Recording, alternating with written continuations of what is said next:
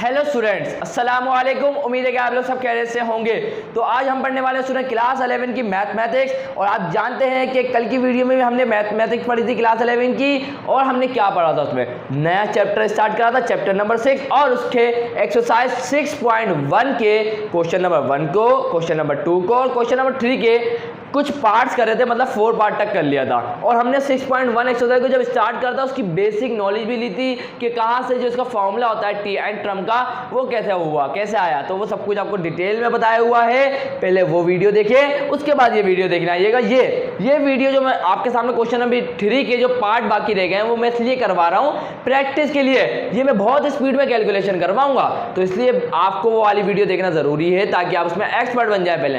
Clear है? तो इसके अंदर से हम लोग और एक्सपर्ट बनाने के लिए आपको आगे के सवाल करवा रहा हूं ताकि आप प्रैक्टिस कर करके क्या हो जाए, इस एंड टर्म के अंदर माहिर हो जाए, कैसे मालूम किया जाता है। उम्मीद है क्लियर है। चलें सवाल की तरफ बढ़ते हैं। सवाल क्या दिया हुआ है स्टूडेंट, ये आपको एक सीक्वेंस दी हुई है और सीक्वेंस के साथ आपको दिया हुआ 15 टर्म मालूम करने के लिए। क्या बोला है कि सीक्वेंस की 15 टर्म बता दो हमारे को। बिल्कुल बता सकते हैं, आसान है, सब कुछ पता है आपको। सबसे पहले सवाल को देख लिया अच्छे तरीके से, समझ लिया क्या बोला, कंडीशन समझ में आ गई। अब दूसरा काम ये होता है स्टूडेंट कि अब हम इसका डेटा बना लें। डेटा क्या, फॉर्मूले, जो हमारे पास फॉर्मूला है टी एन का, वो देखिए ये T N equal to A plus N minus 1 D. अगर इस फॉर्मूले में हमें इसको एंड टर्म मालूम करनी है तो ये फॉर्मूला तो यूज करना पड़ेगा, इतनी बात तो क्लियर है।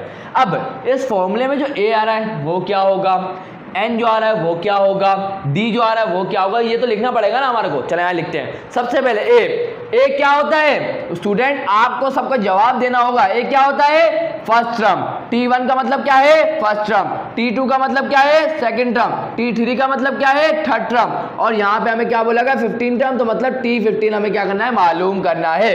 इतनी बात क्लियर। तो ए क्या होता है, हमेशा याद रखिएगा, फर्स्ट टर्म। क्या बोलते हैं, फर्स्ट टर्म। फर्स्ट टर्म कौन सी है, a माइनस 42b। क्लियर है? उसके बाद D, common difference. Common difference कैसे मालूम करते हैं, फिर बता रहा हूं, T2 माइनस T1, मतलब सेकेंड टर्म में से फर्स्ट टर्म को माइनस कर देंगे तो हमें कॉमन डिफरेंस मिल जाएगा। उम्मीद है क्लियर इतनी बात। चलें आगे बढ़ते हैं। तो देखें क्या लिखा हुआ है, सेकेंड टर्म हमें क्या दी हुई है, a माइनस 39b, ये हमारे पास सेकंड टर्म है। उसके बाद माइनस करना है फर्स्ट टर्म को, तो ब्रैकेट पहले लगाइएगा, उसके बाद 42b लिखिएगा। क्लियर है? फिर बता रहा हूं, यहां पहले माइनस, तो ये फॉर्मूले ये आपको दिख रहा है यहां पर। अब ये जो टर्म लिखनी है T1, इसको ब्रैकेट में करके लिखिएगा। खास तौर पर क्यों बोल रहा हूं, ध्यान से देखिएगा। डी मालूम कर रहे हैं हम, तो देखिएगा a माइनस 39 भी अपनी जगह पर आ जाएगा, आ गया। माइनस प्लस होता है माइनस, ये आ गया a। माइनस माइनस क्या होता है, प्लस होता है, 42b। इसकी वजह से बोल रहा था स्टूडेंट। क्लियर है? चले डी मालूम कर लें। तो डी क्या होगा, प्लस का a माइनस का a क्या हो जाएगा, कैंसिल हो जाएगा। उम्मीद है क्लियर है। माइनस प्लस क्या होता है, माइनस होता है। और यहाँ देखिए बड़ा नंबर कौन था, 39 बड़ा है, 42 बड़ा है, तो आप बोलेंगे सर 42 बड़ा है, और इन दोनों का b है ना, तो इन दोनों का ऐड या सब्ट्रैक्ट किया जा सकता है। क्लियर है? अब देखें बड़ा नंबर 42 है तो साइन इसका आ जाएगा प्लस का। उसके बाद प्लस माइनस क्या होता है, माइनस। सही है? 42 में से 39 को माइनस कर देंगे तो कितना बचेगा, 3 बचेगा, तो ये आ जाएगा 3b। तो ये आ चुका है स्टूडेंट हमारे सामने कॉमन डिफरेंस। क्लियर है? इतनी बात क्लियर। चलें ये तो आ गया कॉमन डिफरेंस। अब डी भी आ गया, ए भी आ गया, क्या बाकी रह गया, एन, और ये टी एन है ना, जो आए जरा इसको भी देख लेते हैं आगे। चलें अब टी एन, ये देखें टी आ गया। एन क्या है, एन यहाँ पे दिया हुआ तो है 15। ये जो 15 मैंने आपके सामने क्या लिखा, ध्यान से सुनिएगा मेरी बात को, ध्यान से सुनिएगा। देखिए जब मैंने बोला फर्स्ट टर्म तो आपने क्या लिखा, T1। जब मैंने बोला सेकेंड टर्म तो आपने क्या लिखा, T2। जब मैंने बोला 15 टर्म तो आपने क्या लिखा, T15। तो जो देखें इस फॉर्मूले में गौर करें, T तो आ रहा है, N की जगह पे यहाँ क्या लिखा हुआ 15, तो इसका मतलब N की क्या वैल्यू है, 15। तो ये आ गई N की वैल्यू, पहले लिख देता हूँ। तो N की वैल्यू क्या आ गई, 15।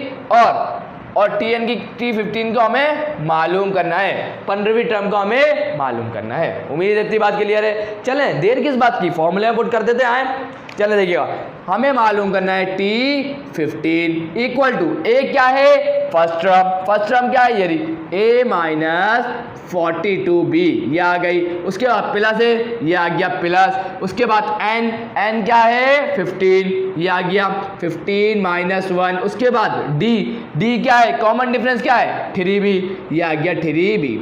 चलें आगे यहाँ करवाता हूँ ताकि कोई कंफ्यूजन ना हो। क्लियर थी बात? चलें अब a माइनस 42b को मैं ऐसे लिख देता हूँ पहले।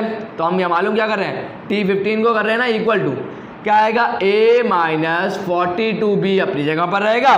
तो ध्यान से देखना है आपको, 15 में से एक गया, कितना बचेगा, 14 बचेगा। और 14 को आप 3 से मल्टीप्लाई कर दें तो देखें 14 को जब 3 से मल्टीप्लाई करेंगे तो आपको क्या मिलेगा, 14 को जब आप 3 से मल्टीप्लाई करेंगे तो आपको मिल जाएगा इंशाल्लाह 42 मिल जाएगा। क्या मिल जाएगा, 42। तो यहाँ पर 42 आपको मिलेगा, तो प्लस का 42b ये मिल जाएगा स्टूडेंट। क्लियर है, प्लस का 42b मिल जाएगा। उसके बाद देखिए माइनस का 42b है, प्लस का 42b है, ये तो कैंसिल हो जाएंगे।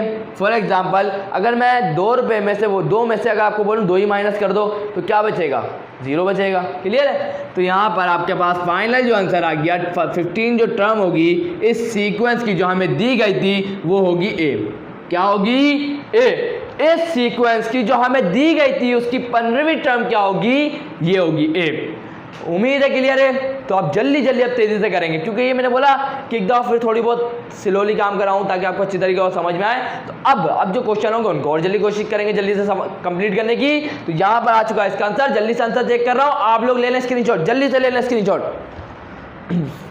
सो स्टूडेंट आंसर बिल्कुल करेक्ट है। तो अब जल्दी से मूव कर लेते हैं क्वेश्चन नंबर 3 के पार्ट 6 की तरफ। स्टूडेंट्स यहाँ पर आ चुका है आप क्वेश्चन नंबर 3 का पार्ट 6। तो देखिए अब इसको हम थोड़ा आसान करके और अच्छे तरीके से काम करेंगे। अब देखिएगा ये आपके पास आ चुकी है सीक्वेंस है, क्योंकि कॉमा कॉमा लगा हुआ है, इतनी बात क्लियर। उसके बाद यहाँ पे क्या बोला गया है, हमें बताना है कॉमन डिफरेंस। क्या बताना है, सबसे पहले कॉमन डिफरेंस, और जो भी टर्म है उसको बताना है। तो 25 टर्म है ना, तो ये बतानी है 25वीं टर्म, इस सीक्वेंस की 25वीं टर्म बतानी है और कॉमन डिफरेंस बताना है। तो देखिए ए की वैल्यू, ए क्या होता है, फर्स्ट टर्म मतलब T1, तो 3/2 ये आ गया ए की वैल्यू। उसके बाद n क्या होता है, n तो यही होता है ना 25 जो हमें दिया हुआ है, तो ये n की वैल्यू आ गई।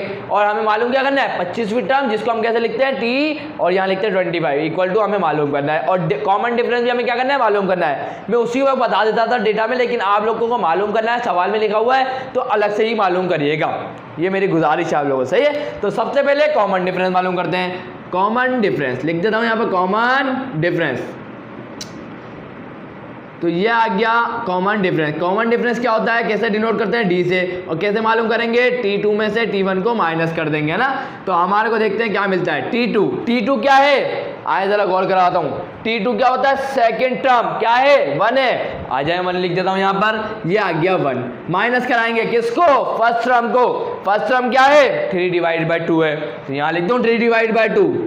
चलें बिलो तक करवा देता हूँ आपको। चलें अब ध्यान से देखिएगा, तो यहाँ देखें ये जो 2 है ये जाके 1 से मल्टीप्लाई होगा, तो 2 1 2 हो जाएगा, -3 हो जाएगा, और डिवाइडेड बाय क्या आ जाएगा, 2। एलसीएम लिया है, फिर बताऊंगा कैसे लेंगे। देखें अगर मैं पूछूं 1 के डिवाइड में क्या है, आप बोलेंगे सर कुछ भी नहीं है, 1 ही होगा, है ना। तो देखें अब इसके डिनोमिनेटर में अगर 2 होता, 1 के डिनोमिनेटर में अगर 2 होता, तो ऊपर वाले को मैं सीधे जो माइनस हो रहे थे ऊपर वाले को माइनस कर देता और नीचे एक दफ़ा 2 लिख देता। फॉर एग्जाम्पल अगर ऐसे लिखा हुआ होता 2 divided by 2 divide by 3 plus 3 divide by 3, ये लिखा होता, या सॉरी मैं इसको ऊपर से कुछ और करता हूँ, 7 डिवाइड बाई 3 कर दिया। सही है। अगर आप इसका एलसीएम लेने का बोलता हूं आपको, तो आप पता क्या करेंगे, आप बोलेंगे सर नीचे डिनोमिनेटर में अगर देखा जाए तो डिनोमिनेटर में भी यहाँ पे 2 के डिनोमिनेटर में क्या है, 3 है, 7 के डिनोमिनेटर में क्या है, 3 है। तो इसका मतलब है ऊपर वालों को ऐड कर दो, क्योंकि बीच में प्लस लगा हुआ है, तो ऊपर वालों को जैसा लिखना चाहे लिख दें, तो 2 + 7 लिखेंगे, डिवाइड में पूरे के डिवाइड में अब क्या आ जाएगा, 3 आ जाएगा, बस एक दफ़ा 3 लिख देंगे। लेकिन यहाँ पर तो 1 के डिवाइड में 2 है ही नहीं, तो इस 2 को मल्टीप्लाई कर, ये तो जब भी ये 2 जाके इससे मल्टीप्लाई होगा, 2 मल्टीप्लाई होगा 1 से, तो ये हो जाएगा 2 - 3, और नीचे डिवाइड में एक दफ़ा 2 लिख देंगे। क्लियर है, उम्मीद है क्लियर होगा। चलें आगे बढ़ते हैं। तो d इक्वल टू 2 में देखिए बड़ा नंबर कौन सा है, सबसे पहले तो ये देख लें, बड़ा नंबर 3 है, इसके साथ साइन कौन सा है, नेगेटिव, तो ये आ गया नेगेटिव। उसके बाद प्लस माइनस क्या होता है, माइनस होता है, 3 में से 2 गए, 1 बचेगा, तो ये आ गया 1 और ये आ जाएगा डिवाइडेड बाय 2। क्लियर है? तो ये आ चुका है स्टूडेंट कॉमन डिफरेंस। क्या आ चुका है, कॉमन डिफरेंस। लेकिन अब हमारे को मालूम करना है स्टूडेंट, क्या मालूम करना है, अब हमें मालूम करनी है 25 टर्म, मतलब T25 मालूम करना है ना। आए जरा वो भी कर लेते हैं। तो Tn का फॉर्मूला क्या था, a plus n minus 1 d, ये Tn का फॉर्मूला है। अब n की वैल्यू क्या है, n हमें दिया हुआ है कि 15वीं टर्म मालूम करनी है, तो T25 हमें मालूम करना है। तो देखिए a क्या होगा, 3 डिवाइड बाई 2, ये आ गया 3 डिवाइड बाई 2 प्लस उसके बाद n क्या है 25, तो 25 माइनस 1 और d क्या है, d हमने निकाला ना, क्या है माइनस हाफ, तो ये आ गया माइनस हाफ। चल यहाँ फर्दर सॉल्व करते हैं इसको। तो ध्यान से देखिएगा होगा क्या, 3 डिवाइड बाई 2 अपनी जगह पर रहेगा, प्लस देखिए सॉरी 1 मिनट रुक जाए। 25 में से पहले माइनस कर दे 1 को, तो कितना बचेगा, 24 बचेगा। क्या बचेगा, 24 प्लस माइनस क्या होता है, माइनस होता है, तो यहाँ क्या बच गया, 24 बच गया। उसके बाद 1 डिवाइड बाई 2 यहाँ बच गया। तो अब ध्यान से देखिएगा, 2 1 ज़ा 2, 2 1 ज़ा 2, 2 2 ज़ा 4। तो अब क्या बचेगा, ध्यान से देखिएगा। तो T25 हमारे पास क्या आ जाएगा, 3 डिवाइड बाई 2 माइनस 12 किससे मल्टीप्लाई होगा, किससे होगा, ऊपर वाले से होगा हमेशा। तो 12 1 ज़ा 1, 12 1 ज़ा 1 होता है, तो ये आ गया 12 1 ज़ा 12, सॉरी 12 1 ज़ा 12, सॉरी 12 1 ज़ा 12 हो गया। उसके बाद इतनी बात क्लियर। अब यहाँ भी एलसीएम लेना पड़ेगा। अब आप बोलेंगे सर ऊपर वाले में जब यहाँ समझाया थोड़ा एलसीएम, तो थोड़ा बहुत अभी हमें मसला हो रहा है, क्या आप इसको अच्छे तरीके से एक्सप्लेन कर सकते हैं, आप यही पूछ रहे होंगे ना। चलिए मैं आपको थोड़ा और अच्छा एक्सप्लेन करूँ एलसीएम के बारे में, ध्यान से सुनिएगा। तो ध्यान से मेरी बात को सुनिएगा। फॉर एग्जाम्पल मेरे पास लिखा हुआ 3 divide by 2 plus 9 divide by 2। तो देखिए दोनों के डिनोमिनेटर में सेम है, दोनों के डिनोमिनेटर में देखिए 3 के डिनोमिनेटर में देखिए सबसे पहले ये होता है न्यूमिनेटर, ये होता है डिनोमिनेटर, ये होता है न्यूमिनेटर, ये होता है डिनोमिनेटर। 3 के डिनोमिनेटर में क्या है 2, 9 के डिनोमिनेटर में क्या है 2, है ना। तो जब दोनों के डिनोमिनेटर में अगर देखा जाए तो सेम है, यहाँ भी 2 है, यहाँ भी 2 है, तो ऊपर वाले के पास जो भी साइन होगा वो लिख देंगे। तो 3 ये प्लस है तो प्लस, ये आ गया 9, और पूरे के डिवाइड में अब हम सिर्फ एक ही 2 लिखेंगे। ये तो एक तरीका आ गया, ये तो सिर्फ क्या आ गया, एक तरीका आ गया। क्लियर है। अगर कभी एक ऐसा एलसीएम लेना हो जिसके मतलब 3 के डिवाइड में भी कुछ और लिखा हुआ डिनोमिनेटर में और 9 के डिनोमिनेटर में कुछ और लिखा हुआ, तो फिर क्या करेंगे सर, तो वो बता रहा हूँ, ध्यान से देखिएगा, मैं बताने जा रहा हूँ ताकि आपकी इस वीडियो में कहीं मसला ना हो। मैं जल्दी से कर दूँ ना, देखिएगा। अब सपोज करें यहाँ पे आ गया 3 divide by 2 plus 8 divide by 3।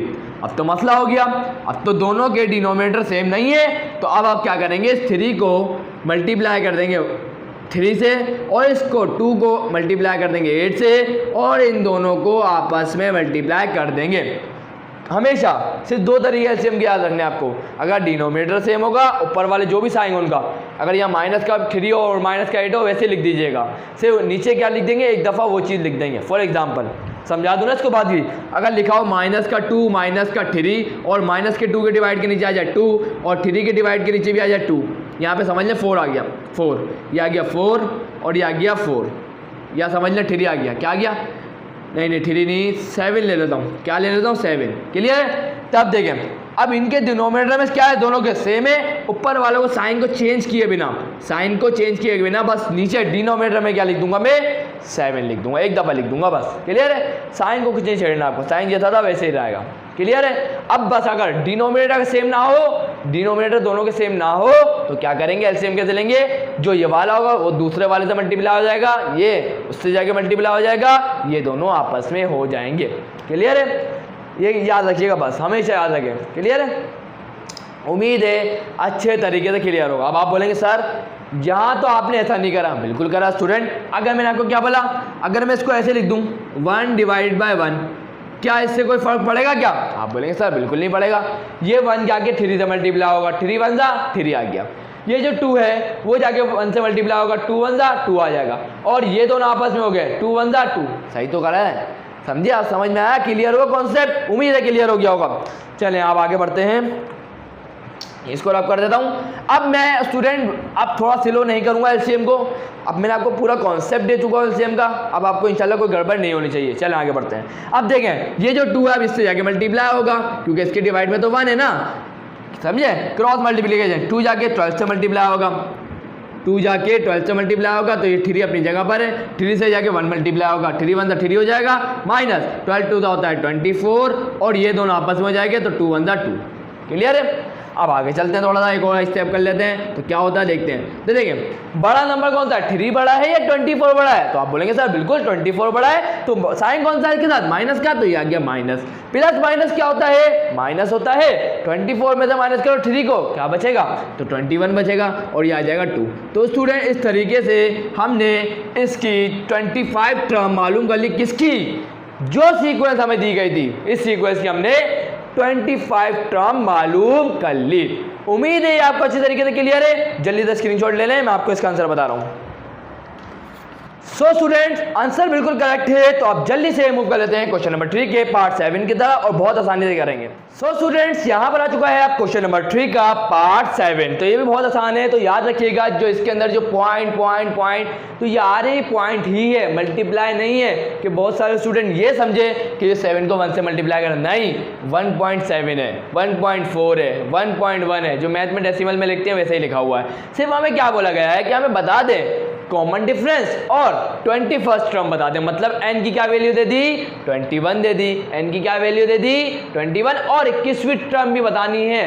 तो देखिए 21वीं टर्म बतानी है, जिसको हम लिखेंगे T21, बता चुका हूँ बहुत दफा, आपको आ जानी चाहिए। उसके बाद कॉमन डिफरेंस D जो बताना है, क्लियर है। n की क्या वैल्यू है 21, a की क्या वैल्यू है, a क्या होता है फर्स्ट टर्म क्या है 1.7, ये तो नॉर्मल सी बात है इसलिए मैंने लिख दी, क्लियर है, ये डेटा बन गया। अब कॉमन डिफरेंस पे आ जाए, कॉमन डिफरेंस कैसे मालूम करते हैं, कॉमन डिफरेंस मालूम करते हैं T2 में से माइनस कर दो T1 को, T2 क्या होती है सेकंड टर्म यहाँ पे क्या है 1.4, तो D हमें मालूम हो कैसे 1.4 को माइनस कर देंगे किससे, फर्स्ट टर्म से, फर्स्ट टर्म क्या है 1.7, तो देखिए 1.4 में से 1.7 को माइनस करेंगे तो यहाँ पर आ जाएगा। देखिए बड़ा नंबर कौन सा है 1.4 बड़ा है या 1.7, आप बोलेंगे सर 1.7 बड़ा है, तो ये आ जाएगा माइनस का साइन, क्योंकि 1.7 के साथ कौन सा आएंगे माइनस का, प्लस माइनस क्या होगा माइनस होगा, 1.7 में से 1.4 को माइनस कर दें क्या बचेगा 0.3। तो स्टूडेंट ये आ चुका है आपके पास D की वैल्यू क्या है ये 0.3। इतनी बात के लिए अब आ जाता है Tn को मालूम करते हैं। तो Tn देखिए, Tn का जनरल फॉर्मूला आपको मिल चुका है, n की वैल्यू क्या है 21, तो इस n की जगह में लिख दूंगा 21 इक्वल टू a क्या है, a लिख चुका हूं 1.7 है, ये आ जाएगा 1.7, उसके बाद प्लस ये आ गया प्लस n माइनस 1, n क्या है 21 माइनस 1, d क्या है कॉमन डिफरेंस क्या है माइनस 0.3। उम्मीद है इतनी बात क्लियर होगी। चल आगे बढ़ते हैं। तो T21 हम लोग मालूम कर रहे हैं, तो 1.7 अभी अपनी जगह पर ही रहेगा, तो 1.7 प्लस देखिए 21 में से माइनस करो 1 को तो क्या मिलेगा 20 मिलेगा, और 20 ये आ गया प्लस माइनस माइनस हो जाएगा, ये देखिए प्लस माइनस ये हो जाएगा माइनस, और यहाँ 20 है, और जब हम 20 को 0.3 से मल्टीप्लाई करते हैं तो व्हाट विल बी गेट, एक मिनट रुकिए मैं आपको बता देता हूँ, हाथ के हाथ कैलकुलेट करके करेंगे 6, क्या हासिल करेंगे 6। तो यहाँ देखिए अब यहाँ लिख देता हूँ 6, अब ध्यान से देखिएगा, तो देखें T21 इक्वल टू 1.7 में से जब आप 6 को माइनस करेंगे तो 4.3 हासिल करेंगे, क्या हासिल करेंगे 4.3। क्लियर है स्टूडेंट, उम्मीद है क्लियर होगा, है ना, कोई मसला नहीं होना चाहिए, क्लियर है। और ये आ चुका है इसका आंसर, और याद रखिएगा 1.7 बड़ा है 6 बड़ा है, 6 बड़ा है तो इसका साइन कौन सा है नेगेटिव, तो ये आ गया नेगेटिव, और 1.7 में जब 6 को माइनस करा तो बचा 4.3। क्लियर है, तो माइनस का 4.3 आएगी, कौन सी टर्म है 21वीं टर्म कौन सी होगी माइनस का 4.3। तो स्टूडेंट क्लियर है। अब जल्दी से मूव कर लेते हैं क्वेश्चन नंबर 3 के पार्ट 8 की तरफ। सो स्टूडेंट्स यहाँ पर आ चुका है क्वेश्चन नंबर क्वेश्चन नंबर 3 का पार्ट 8। तो जरा आए इसको भी आसानी से सॉल्व करते हैं जैसे हम करते हुए आ रहे हैं। देखिए ए क्या होगा, ए क्या होता है फर्स्ट टर्म, इसकी सीक्वेंस की फर्स्ट टर्म क्या होगी 2 होगी, तो ये आ गया a = 2। उसके बाद n क्या होता है, n होता है ये कौन सी टर्म मालूम करने का बोला 33 टर्म, तो ये आ गया 33 n की वैल्यू आ गई और t 33 हमें मालूम करना है और d कॉमन डिफरेंस तो सवाल में दिया वही था मालूम करना है, तो ये भी आ गया।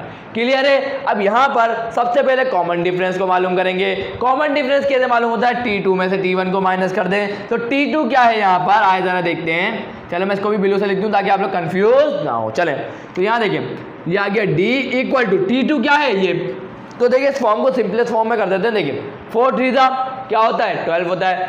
देखिए 4 3 12 प्लस 1 कितना होता है 13 डिवाइड बाय 4, तो यहाँ पर आ जाएगा क्या 13 डिवाइडेड बाय 4 और माइनस किसको करना है t1 को, तो ये आ गया 2। तो देखिए 2 के डिवाइड में क्या होगा 1, कुछ भी नहीं है तो क्या होगा 1। अब देखिए अब वही तरीका ये 1 जाके 13 से मल्टीप्लाई होगा, 13 1 = 13 माइनस 4 किससे मल्टीप्लाई होगा 2 से जाके 4 2 = 8 और ये दोनों आपस में मल्टीप्लाई होंगे 4 1 = 4। आए इधर आगे चलते हैं तो 13 देखिए 13 बड़ा है या 8 बड़ा है, तो आप बोलेंगे सर बिल्कुल 13 बड़ा है, पॉजिटिव साइन है आ जाएगा 40 पॉजिटिव।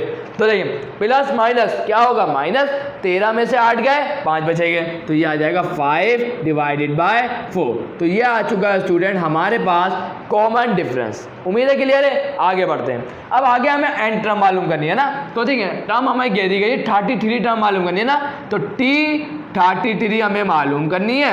a की क्या वैल्यू है 2, ये आ गई 2 प्लस n की क्या वैल्यू है 33, ये आ गया 33 माइनस 1 और d क्या निकला है कॉमन डिफरेंस, ये निकला है 5 डिवाइडेड बाय 4।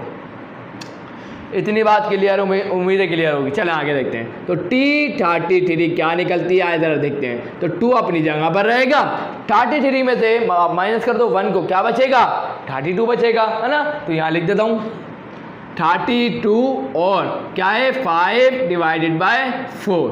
तो देखिए 2 1 = 2, 1 इसको दिया 2 6 = 12, 2 2 = 4, 2 1 = 2, 2 8 = 16। तो ध्यान से देखिएगा अब क्या बचेगा हमारे पास, यह आ गया 2 प्लस 5 8 क्या होता है स्टूडेंट 5 8 होता है 40, तो t33 हमारे पास क्या होगी 42 और यही इस क्वेश्चन का स्टूडेंट आंसर है। उम्मीद है क्लियर है। किस तरीके से का बस सॉल्यूशन ही तो कर रहे हैं, सिंपल कर रहे हैं, डेटा बन चुका है, डेटा बनने के बाद तो काम ही बिल्कुल आसान है स्टूडेंट। तो ये इस क्वेश्चन नंबर 8 का मतलब क्वेश्चन नंबर 3 के पार्ट 8 की सीक्वेंस में हमसे पूछा गया था इसकी 33 मतलब 33वीं टर्म क्या होगी, तो हमने बता दिया 42 होगी और कॉमन डिफरेंस बताना था, कॉमन डिफरेंस भी बता दिया 5/4 का कॉमन डिफरेंस है। उम्मीद है क्लियर है। तो जल्दी से आप स्क्रीनशॉट लें, मैं इसका आंसर बता रहा हूँ आपको। सो स्टूडेंट आंसर बिल्कुल करेक्ट है। तो अब जल्दी से मूव कर लेते हैं क्वेश्चन नंबर 3 के पार्ट 9 की तरफ। सो स्टूडेंट्स यहाँ पर आ चुका है क्वेश्चन नंबर 3 का पार्ट 10। आप बोलोगे सर 9 का चलेगी, आपने तो अभी बोला था 9, तो स्टूडेंट मैंने देखा कि 9 तो बिल्कुल ही आसान है, वो तो आपको जब मैंने बिल्कुल सिखा चुका हूँ, तो आप एक घर से कर लें 9 क्वेश्चन नंबर का कोई मसला है, उम्मीद है आप लोग बहुत आसानी से कर लेंगे।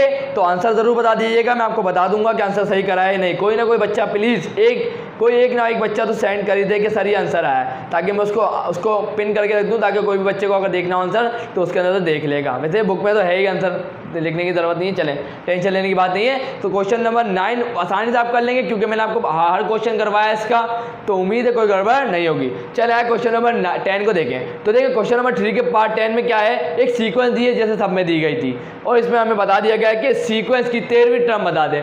तो देखिए एक क्या होता है फर्स्ट टर्म, और फर्स्ट टर्म क्या है -0.8, ये की वैल्यू आ गई। उसके बाद n क्या होता है, जो हमें टर्म पूछी है 13 टर्म है, तो 13 जो है वो n की वैल्यू है, तो यहाँ का n की वैल्यू। उसके बाद हमें मालूम क्या करना 13 टर्म, तो यहाँ क्या होगा t13 हमें मालूम करना है और कॉमन डिफरेंस तो हमें मालूम ही करना है, वो तो सवाल में ही दे दिया गया था क्वेश्चन नंबर 3 के अंदर। उम्मीद है क्लियर है। तो सुनिए सबसे पहला काम कॉमन डिफरेंस को मालूम करना। तो कॉमन डिफरेंस को कैसे मालूम करेंगे, t2 में से t1 को माइनस करेंगे और t2 क्या है T2 ये रही, T2 क्या है माइनस का 0.675 है और इसमें से माइनस कर देंगे किसको T1 को, तो माइनस का 0.8 है। तो आए ज़रा कॉमन डिफरेंस मालूम करते हैं। तो देखिए माइनस का 0.675 है, माइनस माइनस प्लस होता है तो ये आ गया 0.8। तो ध्यान से देखिएगा स्टूडेंट, सुनिएगा मेरी बात को, 0.8 बड़ा होता है 0.675 बड़ा होता है। आप बोलेंगे सर बिल्कुल 0.8 बड़ा होता है तो इसका मतलब पॉजिटिव साइन आएगा, माइनस प्लस माइनस 0.8 में से 0.675 को माइनस करेंगे तो क्या मिलेगा 0.125 आएगा। क्लियर है? तो ये आ चुका है स्टूडेंट कॉमन डिफरेंस। उम्मीद है क्लियर है। चले आगे बढ़ते हैं। तो आगे क्या है स्टूडेंट, ध्यान से देखिएगा, Tn ये जनरल टर्म का फॉर्मूला है जो हमने ड्राइव कर लिया था ना। अब देखें n की क्या वैल्यू है इस क्वेश्चन के लिए 13 है ना, तो ये आ गया T13 क्योंकि हमें 13वीं ही टर्म मालूम करनी है। तो हम कैसे लिखेंगे 13वीं टर्म, T13 करके लिखेंगे। तो लिख दिया मैंने ऐसे ही। आगे चलते हैं। ए क्या है माइनस का 0.8 तो ये आ गया माइनस का 0.8 प्लस उसके बाद n-1 तो n क्या है 13 है तो 13 माइनस 1 कॉमन डिफरेंस क्या है हमने निकाला ना, ये रहा 0.125। चलें इसको ज़रा फर्दर सॉल्व करें तो क्या आता है देखते हैं। तो देखिए माइनस का 0.8 ये आ गया प्लस उसके बाद 13 मतलब 13 में से 1 को माइनस करें 12 मिल जाएगा और 12 को 0.125 से मल्टीप्लाई करके आपको आंसर बताता हूँ क्या आता है 0.5 आ जाएगा। उसके बाद T13 देख लेते हैं क्या है। तो देखिए 1.5 बड़ा है या 0.8 बड़ा है, तो आप बोलेंगे सर बिल्कुल 1.5 बड़ा है, तो साइन कौन सा है पॉजिटिव, तो ये आ गया पॉजिटिव। उसके बाद माइनस प्लस माइनस 1.5 में से 0.8 को माइनस करेंगे क्या बचेगा 0.7 बच जाएगा, है ना। हाँ तो 0.7 हमारे पास आ जाएगा इसका आंसर। उम्मीद है 13 टर्म क्या होगी सीक्वेंस की क्या होगी 0.7 और वो भी होगी पॉजिटिव। उम्मीद है क्लियर है। तो अब जल्दी से मैं आपको इसका आंसर बता रहा हूं, आप स्क्रीनशॉट लें, जल्दी से लें स्क्रीनशॉट। सो स्टूडेंट आंसर बिल्कुल करेक्ट है। तो अब हम स्टार्ट करने जा रहे हैं क्वेश्चन नंबर 4 को। सो स्टूडेंट्स यहाँ पर आ चुका है अब क्वेश्चन नंबर 4।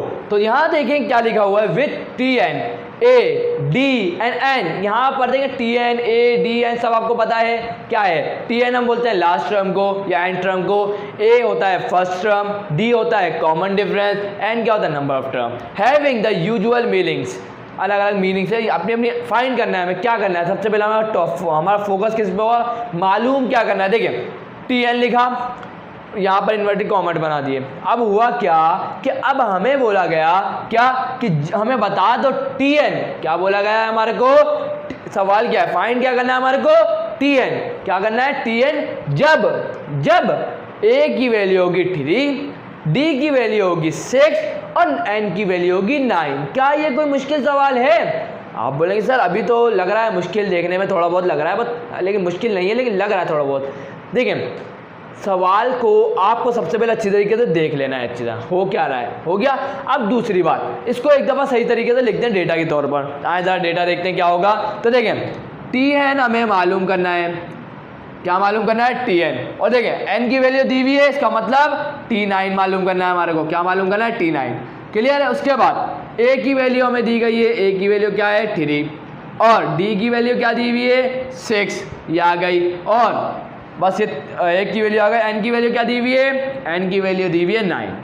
तो अब हमें T9 मालूम करना है, सिंपल वे में बताया तो Tn बोला गया तो Tn लिख दिया, कोई मसला नहीं है। क्लियर है। चलें आगे मालूम करते हैं। अब देखें जनरल टर्म का फॉर्मूला क्या था, एंड टर्म का फॉर्मूला क्या था, ये था ना A प्लस n-1D। क्लियर है, ये था। अब ध्यान से देखिएगा, देखिए ये आ गया T, n की क्या वैल्यू है 9, n की क्या वैल्यू है 9 तो ये आ गया 9। उसके बाद A की क्या वैल्यू है 3, ये आ गया 3 प्लस n की क्या वैल्यू है 9 में से 1 माइनस करें कितना हो जाएगा 8, तो ये आ जाएगा 8। D की क्या वैल्यू है 6, तो ये आ जाएगा 6। तो देखिए T9 हमारे पास क्या आ जाएगा 3, ये आ गया 3 प्लस 6 8 जा क्या होता है 8 5 40 होता है, 8 6 से क्या होता है 48। तो यहाँ देखिए T9 क्या आ जाएगी 48 में 3 को प्लस कर दें क्या आ जाएगा 51। तो ये आ चुका है स्टूडेंट हमारे पास आंसर। कोई मुश्किल काम था इसके अंदर? आप बोलेंगे सर बिल्कुल कोई मुश्किल काम नहीं था, ये तो हलवा काम था। ये हम समझ रहे थे बहुत मुश्किल। नहीं स्टूडेंट, बिल्कुल आसान काम है, कोई मुश्किल बात नहीं है। चले आगे बढ़ते हैं। अब इस सवाल मतलब क्वेश्चन नंबर तो वही है, क्वेश्चन नंबर 4 ही है, सिर्फ पार्ट है इसका, पार्ट नंबर 2। तो देखिए अब n मालूम करना है, तो पहले डेटा बनाते जाता हूँ क्या। तो देखिए सॉल्व करते हैं इसको। तो देखिए n हमें मालूम करना है, सही है। तो देखिए उसके बाद a की क्या वैल्यू है, 7 है। उसके बाद d की क्या वैल्यू है, -4 है। और tn की क्या वैल्यू है, -97 है। चलें, ये तो डेटा आ गया, बात हो गई ख़त्म। अब tn की फॉर्मूले की बात करें तो tn का फॉर्मूला क्या है, n टर्म का फॉर्मूला क्या है, a + n - 1d, यही है ना। चलें देखें tn की वैल्यू हमें पता है क्या है, -97, मैंने पुट कर दिया इसकी जगह, आ गया इक्वल टू a क्या है 7, ये आ गया 7। उसके बाद n - 1 अपनी जगह पर रहेगा क्योंकि हमें n की वैल्यू नहीं पता, सॉरी एक काम और गलत कर दिया, प्लस भी आएगा, क्या आएगा प्लस, फिर आएगा n - 1। अब d की वैल्यू पता है क्या है, -4 है, क्या है -4। चलें आगे बढ़ते हैं। तो देखिए ये प्लस का 7 है, इक्वल टू की दूसरी साइड जाएगा, क्या हो जाएगा, माइनस का 7 हो जाएगा, इक्वल टू देखिए -4 मल्टीप्लाई बाय n क्या होगा, -4n हो जाएगा, -4n हो जाएगा। उसके बाद माइनस ध्यान से गौर करिएगा, करवा रहा हूँ, माइनस क्या होता है, प्लस होता है ना, तो ये आ जाएगा प्लस, 4 1 4। क्लियर है स्टूडेंट, उम्मीद है क्लियर होगा ना। चलें आगे बढ़ते हैं। माइनस क्या होता है, प्लस होता है। 97 में अगर आप 7 को प्लस कर दें कितना हो जाएगा, 104 हो जाएगा, और कौन सा होगा, माइनस का 104 होगा। क्लियर है। उसके बाद देखिए ये प्लस का 4 था, इक्वल टू की दूसरी साइड लिया है मैं इसको, क्या लिया है, इक्वल टू की दूसरी साइड क्या हो जाएगा, -4 -4n। इतनी बात क्लियर है। चलें देखिए माइनस क्या होता है, प्लस होता है। देखिए 104 में आप ऐड करते हैं 4 को, कितना हो जाएगा, -108 हो जाएगा। और ये 4 माइनस का 4 जो था वो मल्टीप्लाई हो रहा था, मैं लेके आ गया इसको डिवाइड के अंदर, इक्वल टू की दूसरी साइड लाऊंगा तो क्या हो जाएगा, डिवाइड में नहीं हो जाएगा क्या, बिल्कुल हो जाएगा डिवाइड में। होगा क्या नहीं होगा, आप बोलेंगे सर बिल्कुल होगा, क्यों नहीं होगा। देखिए -4 था मल्टीप्लाई में, अब मैं इसको लिया है डिवाइड में क्योंकि n के साथ मल्टीप्लाई हो रहा था। अब इक्वल टू की दूसरी साइड लाऊंगा तो मल्टीप्लाई से हम जब इक्वल टू की दूसरी साइड में लाते हैं तो डिवाइड में आता है, अगर डिवाइड में होता इक्वल टू की दूसरी साइड ले जाता तो मल्टीप्लाई में चले जाता, ये तो आपको पता ही होगा। चलें अब देखिए ये माइनस से ये माइनस हो जाएगा कैंसिल, 4 1 4, 4 2 8, 2 इसको दिया कितना हो जाएगा, 4 7 28। तो हमारे पास n की क्या वैल्यू आई, n की वैल्यू आ गई 27। इसका मतलब हमारे पास ये जो tn की वैल्यू थी -97, ये कब थी, किसकी वैल्यू थी, t27, मतलब 27वीं टर्म की। इस सीक्वेंस जो हमें सीक्वेंस तो दी नहीं ना, सीक्वेंस नहीं है तो बस 20 n की वैल्यू समझ लो 27 आ गई, क्या है 27वीं टर्म क्या होगी इसकी, -97। क्लियर है, बस n की वैल्यू मालूम कर ली थी, कर ली, ज़्यादा टेंशन नहीं लेनी आपको बस। तो ये आ गया आंसर, मैं आंसर चेक कर रहा हूँ स्टूडेंट, आप क्या करेंगे, स्क्रीनशॉट लेंगे, जल्दी से स्क्रीनशॉट ले लें। सो स्टूडेंट्स दोनों आंसर बिल्कुल करेक्ट थे। तो अब जल्दी से क्वेश्चन नंबर 4 के पार्ट 3 और पार्ट 4 को भी कंप्लीट कर लेते हैं। सो स्टूडेंट्स अब यहाँ आ चुका है क्वेश्चन नंबर 4 का पार्ट 3 और पार्ट 4 आपके सामने आ चुका है। तो अब यहाँ बोल रहे हैं डी मालूम करें जब a की वैल्यू हो -8, tn की वैल्यू हो 8 और n की वैल्यू हो 5। आए ज़रा डेटा में डालें तो tn हमें दिया हुआ है, कितना दिया हुआ है, tn की वैल्यू 8 है तो मैंने 8 रख दी। a की वैल्यू कितनी है, -8, ये आ गई -8। d की वैल्यू कितनी है, d तो हमें मालूम करना है, और n की वैल्यू कितनी है 5। तो ये स्टूडेंट ये हो गया डेटा तैयार।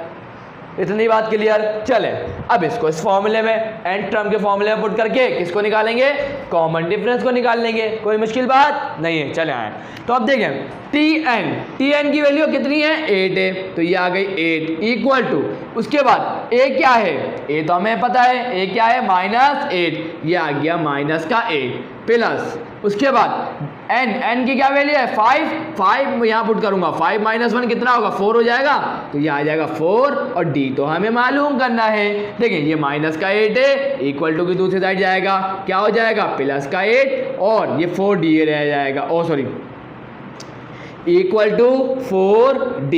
उसके बाद प्लस का 8 कितना हो जाएगा 16 हो जाएगा, ये आ जाएगा 16 और ये जो 4 था वो D के साथ हो रहा है मल्टीप्लाई, तो अब इक्वल टू की दूसरी साइड आएगा 4 तो क्या हो जाएगा डिवाइड हो जाएगा, तो इक्वल टू आ जाएगा D।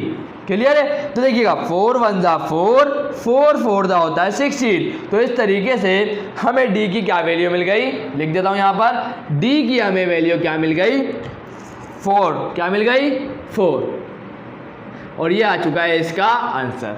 उम्मीद है क्लियर है? तो इधर आगे बढ़ते हैं। अब देखिए ए, अब हमें यहाँ क्या मालूम करना है, ए मालूम करना है जब n की वैल्यू होगी 12, n की क्या वैल्यू होगी 12, तो यहाँ आ गए n की वैल्यू 12, डी ए की वैल्यू हमें मालूम करनी है, डी की वैल्यू हो 3 और टी एन की वैल्यू क्या हो 26। तो ये आ चुका है डेटा। अब आ जाए टी एन के फॉर्मूले को यूज़ करते हैं, फिर मालूम क्या करना है, ए मालूम करना है। चलें आगे बढ़ते हैं। तो टी एन की वैल्यू क्या है 26, चलिए यहाँ ब्लैक मार्कर यूज़ कर लेता हूँ। टी एन की क्या वैल्यू है 26 और ए की हमें मालूम करना है, तो ए क्या करना है हमें मालूम करना है, प्लस ये आ गया प्लस एन की वैल्यू क्या है 12 माइनस 1 कितना होगा 11 हो जाएगा, ये आ जाएगा 11 और डी की क्या वैल्यू है, डी की वैल्यू देखें 3 है तो ये आ गया 3 और 11 3 का क्या होता है 33 होता है ना। चलिए मैं लिख देता हूँ, एक स्टेप बढ़ा देता हूँ, थोड़ा मसला नहीं है इस बारे में। तो प्लस 33, तो देखें ये प्लस का 33 है क्योंकि हमें तो ए की वैल्यू मालूम करनी है ना, तो प्लस का 33 है, इक्वल टू की दूसरी साइड जाएगा क्या हो जाएगा माइनस का हो जाएगा 33, तो ये हो जाएगा 26 माइनस 33। क्लियर है? अब देखिए बड़ा नंबर कौन सा है 33 बड़ा है या 26 बड़ा है, आप बोलेंगे सर 33 बड़ा है, बिल्कुल सही। साइन कौन सा है 33 के साथ माइनस का है, तो यहाँ आ जाएगा माइनस। उसके बाद प्लस माइनस क्या होता है माइनस होता है, 33 में से 26 को माइनस कर दें कितने बचेगा 4 और 3 7 होते हैं, तो ये आ जाएगा हमारे पास ए इक्वल टू -7। उम्मीद है क्लियर है किस तरीके से हुआ। क्वेश्चन नंबर 4 भी इंशाल्लाह कंप्लीट हो चुका है। अब जल्दी से बढ़ेंगे क्वेश्चन नंबर 5 की तरफ, लेकिन उससे पहले आंसर चेक कर रहा हूँ। आप लोग क्या करेंगे स्क्रीनशॉट लेंगे, जल्दी से ले लीजिएगा स्क्रीनशॉट। सो स्टूडेंट्स आंसर बिल्कुल करेक्ट है, तो आप जल्दी से मूव कर लेते हैं क्वेश्चन नंबर 5 पर। सो स्टूडेंट्स अब आ चुका है क्वेश्चन नंबर 5। अब इसको बहुत आसान करूंगा आपके लिए और बहुत अच्छे तरीके से समझाऊंगा। अब मजा आएगा स्टूडेंट सवाल करने का, तो असल सवाल तो अब आना शुरू हो गया स्टूडेंट। बहुत अच्छे और इंटरेस्टिंग बनाऊंगा और आसान बनाऊंगा, बहुत आसान बना। तो देखिए सवाल पे सबसे पहले गौर करते हैं, सबसे पहले समझते हैं कि सवाल ने बोला क्या गया है। तो क्वेश्चन नंबर 5 में लिखा हुआ सबसे पहले हाउ मेनी टर्म्स, क्या मतलब कितनी terms are there in the AP, AP के अंदर कितनी टर्म्स मौजूद है। ये लाइन में क्या लिखा हुआ है how many terms are there in the AP, AP के अंदर, एपी का क्या मतलब है अर्थमेटिक प्रोग्रेशन के अंदर कितनी टर्म्स मौजूद है। अभी तक नहीं समझ में आया होगा, अभी देखिए n क्या होता है, n जो है वो क्या होता है नंबर ऑफ टर्म्स। n क्या बताता है number of terms. For example अगर मैं आपको बोलूं कि मुझे n की वैल्यू मैंने 2 रखी, तो n की वैल्यू 2 मुझे क्या बताएगा सेकंड टर्म, सेकंड टर्म क्या है हाफ। तो इसी तरीके से ये पूछ रहे हैं कि इस सीक्वेंस के अंदर, इस एपी के अंदर, अर्थमेटिक प्रोग्रेशन के अंदर हमें ये बता दे कितनी टर्म्स होगी, 1 टर्म 2 टर्म 3 टर्म, और कहाँ तक जाएगी हमें नहीं पता।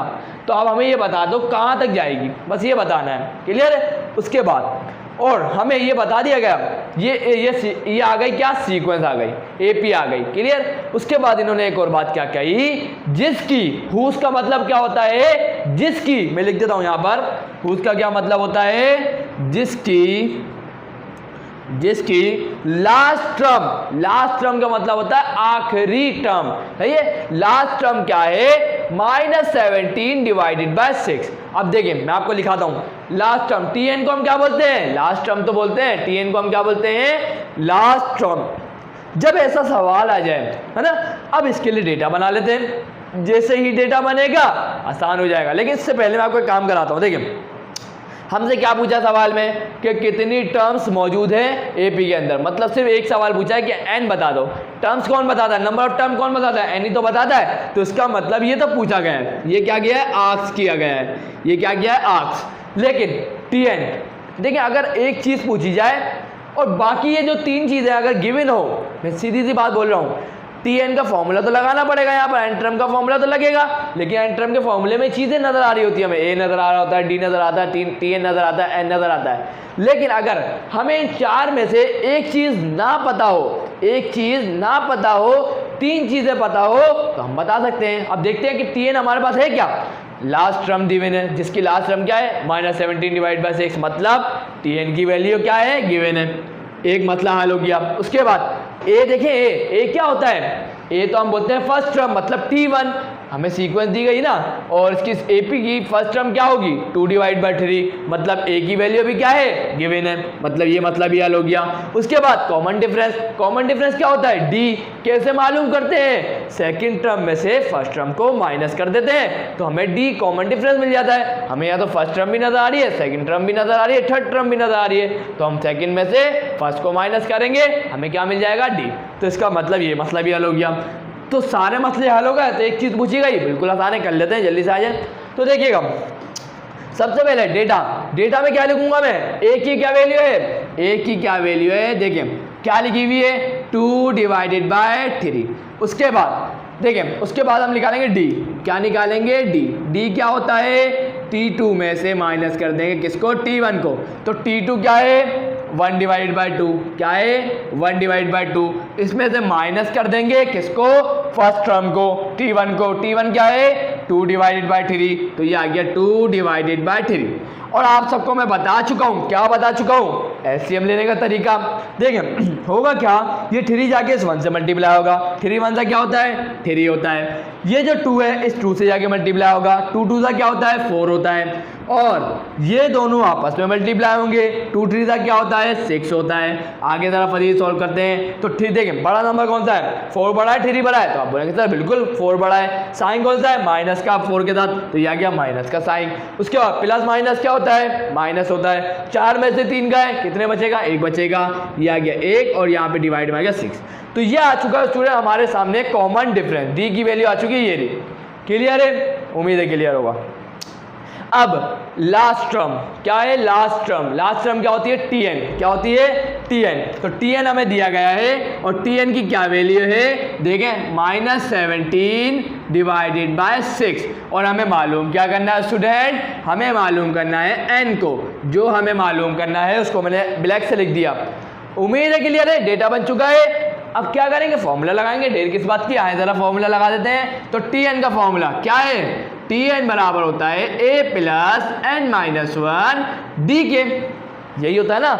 और Tn की क्या वैल्यू है, ये देखिए जरा -17/6, तो ये आ गई -17/6। a की क्या वैल्यू दी हुई है 2/3, तो a की जगह में लिख दूंगा 2/3। उसके बाद प्लस, ये आ गया प्लस, n की क्या वैल्यू नहीं है तो n-1 ऐसे ही लिख दूंगा। उसके बाद d की क्या वैल्यू, कॉमन डिफरेंस क्या गिवन है -1/6, तो ये आ जाएगा -1/6। क्लियर है स्टूडेंट, चले आए जरा आगे बढ़ते हैं। तो देखिए ये प्लस का 2/3 है ना, तो ये इक्वल टू की दूसरी साइड आएगा, क्या हो जाएगा, ये आ जाएगा माइनस का 17/6 अपनी जगह पर, ये प्लस का 2/3 था, इक्वल टू की दूसरी साइड आएगा तो हो जाएगा माइनस का 2/3।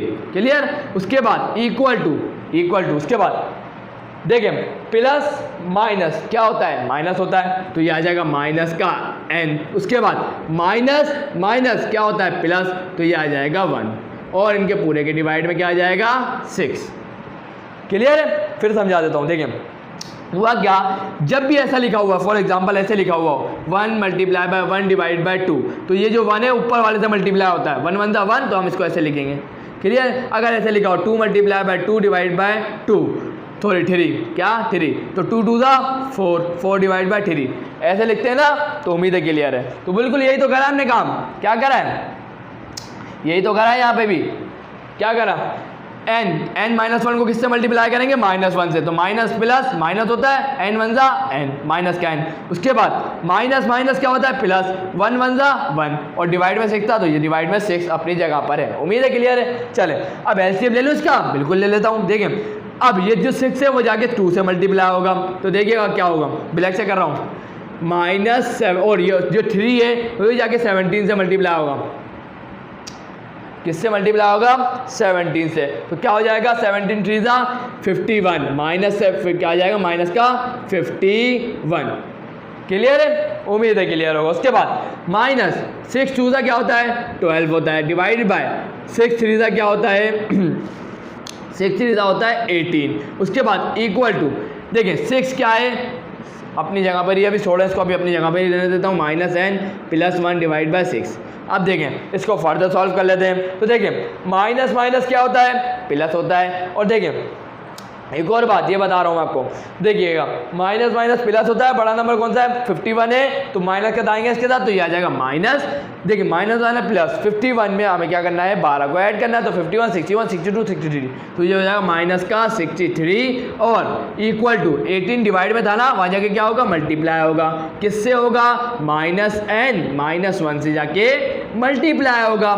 कोई मसला, फिर समझा रहा हूँ 18 डिवाइड में था इक्वल टू की दूसरी साइड जाएगा, जब भी डिवाइड से इक्वल टू की दूसरी साइड पे जाते हैं मल्टीप्लाई होता है, तो ये जो 18 है वो जाके माइनस n माइनस 1 से होगा, सिर्फ माइनस n से नहीं होगा माइनस n माइनस 1 से होगा। क्लियर है, अब ध्यान से देखिएगा 6 1 जा 6 6 3 जा 18 कटिए ना। क्लियर है, अब ये 3 क्या हो रहा था यहाँ पर मल्टीप्लाई हो रहा था, 3 क्या हो रहा है इससे मल्टीप्लाई हो रहा है ना, अब इसको वापस इक्वल टू की दूसरी साइड ले आता हूँ, क्या होगा माइनस 63 से ये जो 3 है वो डिवाइड होगा और बराबर किसके आ जाएगा माइनस n माइनस 1 के। अब यहाँ करवाता हूँ आपको, क्लियर है, फिर समझा रहा हूँ, ये जो 3 है वो माइनस n माइनस 1 से मल्टीप्लाई हो रहा था, तो मैंने बोला उसको वापस ले आता हूँ, तो इक्वल टू की जब इसको 3 से वापस लाऊंगा, मल्टीप्लाई में था ना वहाँ पर, जब मल्टीप्लाई से इक्वल टू की दूसरी साइड आते हैं तो डिवाइड में आ जाता है, तो ये 3 आ गया इसके डिवाइड में। तो ध्यान से देखिएगा 3 1 जा 3 3 2 जा 6 3 1 जा 3, तो ये आ जाएगा माइनस का 21। तो यहाँ लिखूंगा मैं माइनस का 21 इक्वल टू, देखिए माइनस का n माइनस का 1, क्या लिखा माइनस का n माइनस का 1। तो देखिएगा मैं क्या कर रहा हूँ, ये माइनस का 1 है ना, ये मैं इक्वल टू की दूसरी साइड लाऊंगा, माइनस का 1 है इक्वल टू की दूसरी साइड आएगा प्लस का 1 हो जाएगा, तो ये आ जाएगा प्लस का 1 इक्वल टू n माइनस का n, सॉरी क्या होगा माइनस का n। देखिएगा माइनस प्लस क्या होता है माइनस होता है, बड़ा नंबर कौन सा है 21, उसका साइन कौन सा है माइनस का, तो देखिए 21 में से माइनस प्लस होता है माइनस, 21 में से 1 को माइनस करेंगे कितना बचेगा 20 इक्वल टू माइनस n। अब देखिए ये माइनस का 20 है इक्वल टू की दूसरी साइड जाएगा प्लस का 20 हो जाएगा, और ये माइनस का n है इक्वल टू की दूसरी साइड आएगा प्लस का n हो जाएगा, तो हमें n की क्या वैल्यू मिल जाएगी 20 मिल जाएगी। फिर मैं आपको बता रहा हूँ ये आपका आंसर है, मतलब आपका नहीं इस क्वेश्चन का आंसर है। क्लियर है, तो क्या बोला गया है सवाल में, देखिए यहाँ पे स्टेप बता दूं पहले, देखिए माइनस का n था, तो ये इक्वल टू की दूसरी साइड लाया मैं ताकि पॉजिटिव हो जाए, और हमेशा याद रखिएगा n की वैल्यू कभी भी नेगेटिव नहीं हो सकती, मैं फिर बोल रहा हूँ n की वैल्यू कभी भी नेगेटिव नहीं हो सकती। क्लियर है, तो देखिए माइनस का n इक्वल टू की दूसरी साइड आएगा प्लस का n हो जाएगा, ये माइनस का 20 था इक्वल टू की दूसरी साइड जाएगा प्लस का 20 हो जाएगा, तो इस तरीके से दोनों ने अपनी जगह एक्सचेंज कर ली और हमारे पास n की वैल्यू आ गई 20। जो हमसे पूछा गया था आस्क किया गया था वो हमने बता दिया कि कितनी टर्म्स होगी इस एपी के अंदर, हमने बता दिया 20 टर्म होगी, और 20 टर्म मतलब ये है कि इसकी 20 टर्म के ऊपर 20वीं टर्म के ऊपर कौन सी वैल्यू होगी, ये वाली वैल्यू होगी, 20वीं टर्म पे कौन सी वैल्यू आ रही होगी, ये वैल्यू आ रही होगी।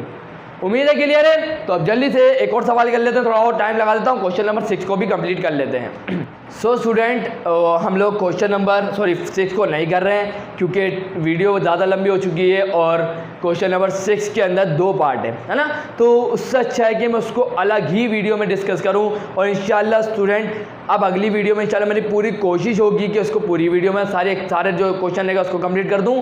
मेरी पूरी कोशिश होगी कि मैं उसको एक ही वीडियो में सारे क्वेश्चन को कंप्लीट करके 6.1 एक्सरसाइज पूरी कंप्लीट कर दूं, कोशिश होगी मेरी इंशाल्लाह ना। तो वीडियो अच्छी लगी स्टूडेंट लाइक ज़रूर करिएगा, चैनल को सब्सक्राइब कर दिए, बेल आइकन बैठ करके ऑल पे ज़रूर क्लिक करिएगा ताकि मेरे आने वाली वीडियोज़ के नोटिफिकेशन आप लोगों को मिल जाए। तो वीडियो अच्छी लगी तो लाइक ज़रूर करिएगा और अपने दोस्तों के साथ शेयर करना ना भूलिएगा। तो मिलते हैं नेक्स्ट वीडियो में, तब तक के लिए अल्लाह हाफिज़।